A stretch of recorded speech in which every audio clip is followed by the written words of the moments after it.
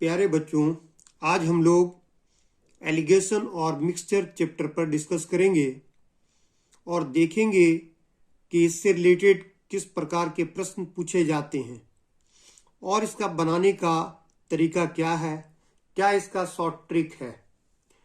Allegation और mixture, जिसे हिंदी में मिश्रण कहते हैं, ये होता क्या है, पहले इसको अच्छी तरह समझ लें, फिर इसके बारे में हम बताएंगे आपको कि कैसे प्रश्न पूछा जाता है। जैसे मान लीजिए कि आपको चाय का कारोबार करना है, चाय मतलब चाय पत्ती का, टी लीफ का, और आप जानते हैं कि रांची में अच्छी क्वालिटी के या दूसरे कोई शहर में अच्छी क्वालिटी की चाय 250 रुपये केजी मिलता है, लेकिन जो क्वालिटी होती है उसकी बहुत अच्छी नहीं होती है, उन्नत किस्म के नहीं होते हैं, बेस्ट क्वालिटी नहीं होता है। तो आप क्या करते हैं कि आप चाहते हैं कि हम कुछ ऐसा चाय दें, मार्केट में लॉन्च करें जो रेट भी कम हो और क्वालिटी भी टॉप हो। तो टॉप क्वालिटी का, या यूं कहें कि बेस्ट क्वालिटी का चाय और कम रेट में देंगे तो यकीनन आपका कारोबार बढ़ेगा, तेजी से बिकेगा, लोग पसंद करेंगे। इसके लिए क्या किए कि आप चाय बागान गए और वहां से एक चाय बागान से कुछ सस्ता चाय खरीदे और दूसरे चाय बागान से महंगा चाय खरीदें और दोनों को मिक्स करके एक बेहतरीन चाय बनाएं आप। मतलब दोनों को जो मिक्स कर रहे हैं वही है मिश्रण, और उसको आप चाहते हैं कि मार्केट में हम बेचें। सपोज दैट पहले बागान से आप जो चाय खरीदे उसकी कीमत 80 रुपये केजी था, जो सस्ता चाय था, चीपर रेट का था, और दूसरे चाय बागान से जो चाय खरीदे वो 200 रुपये केजी का था। एक 80 रुपये केजी वाला चाय खरीदे, दूसरा 200 रुपये वाला चाय खरीदे, एक सस्ता मूल्य का चाय खरीदे, दूसरा महंगा मूल्य का, एक चीपर प्राइस है, दूसरा डेरर प्राइस है, और चाहते हैं दोनों को मिक्स करें। तो किस रेशियो में मिक्स करें, मतलब सस्ता वाला कितना केजी और महंगा वाला कितना केजी को दोनों में आपस में मिक्स करें, ताकि इसका मिक्सचर हमें पड़ना चाहिए 140 रुपया। 140 रुपया मुझे कॉस्ट पड़ना चाहिए। 80 रुपये केजी का चाय और 200 रुपये केजी का चाय को किस रेशियो में मिलाएं कि 140 रुपया मुझे कॉस्ट प्राइस पड़ना चाहिए। वो चाय को आप बाजार में 200 रुपये केजी में बेचेंगे तो पर केजी 60 रुपया आपको बचेगा। ठीक है, ये तो था इसकी कॉन्सेप्ट। अब देखिए, एक जो सस्ता चाय अगर आप खरीद रहे हैं उसको कहते हैं चीपर।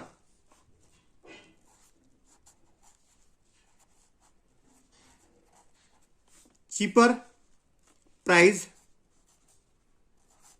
सस्ता मूल्य, और दूसरा होता है डेरर। डेरर प्राइस,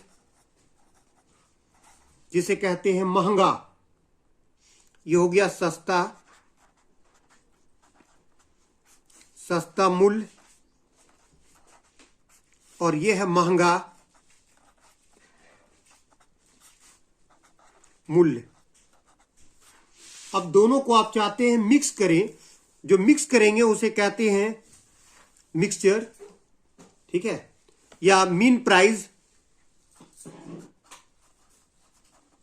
मीन प्राइस हिंदी में कहते हैं औसत मूल्य। औसत मूल्य,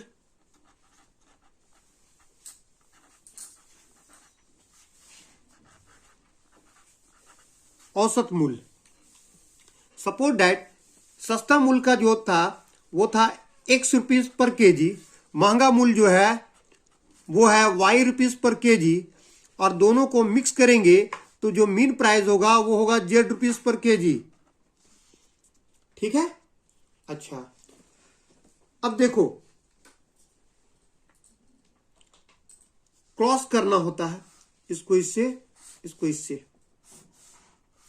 क्रॉस सब्ट्रैक्शन, हमेशा महंगा से मीन घटेगा ये, और इससे ये घटेगा। ठीक है, तो देखो, y से जेड को सब्ट्रैक्ट करोगे तो ये हो जाएगा वाई माइनस जेड, और जेड से एक्स को सब्ट्रैक्ट करोगे तो ये हो जाएगा जेड माइनस एक्स। इन दोनों का जो रेशियो निकला, यही रेशियो जो है कहलाता है क्या, रेशियो, रिक्वायर्ड रेशियो। इतना बात समझ में आ गया। चलिए अब नेक्स्ट आगे देखते हैं क्वेश्चंस कि किस तरह का प्रश्न आता है। देखो पहले एक एग्जांपल ले लीजिए। जैसे मान लीजिए आपने चाय बागान से पहला चाय खरीदे, वो था कैसे 60-80 रुपये केजी।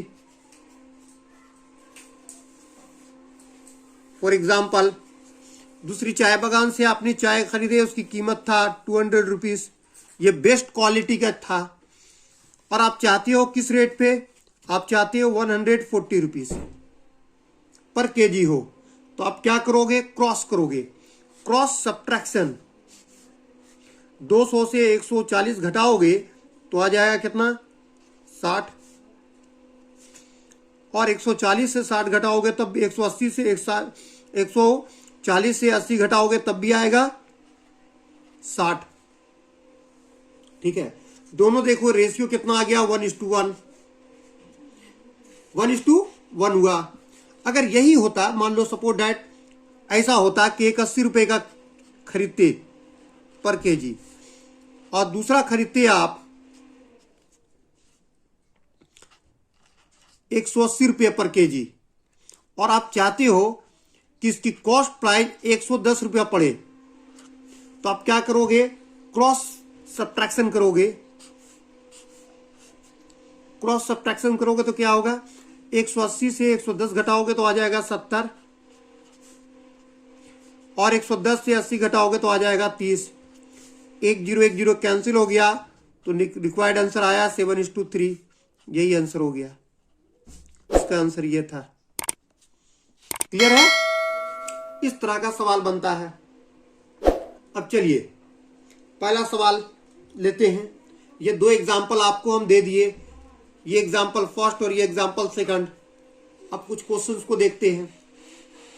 देखिए पहला सवाल गौर से देखिएगा।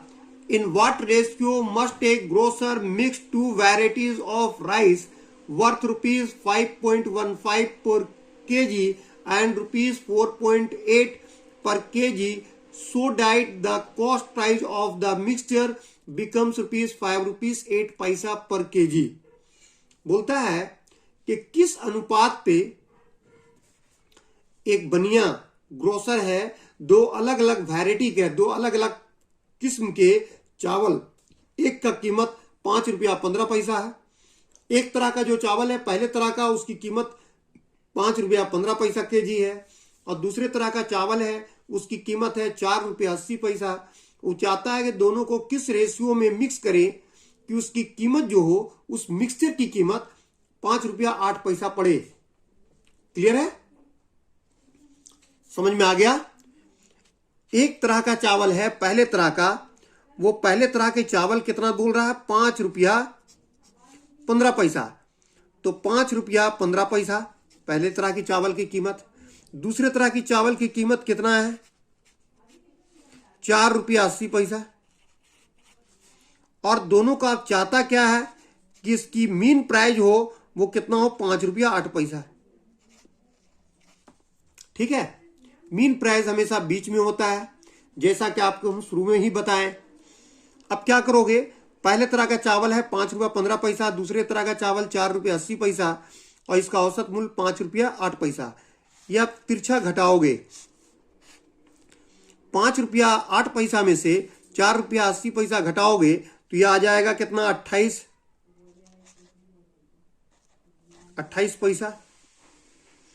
और ₹5.15 में से ₹5.08 घटाओगे तो आएगा 7 पैसा, 07। ठीक है, यही तो होगा ना। घटाएंगे तो देख लो,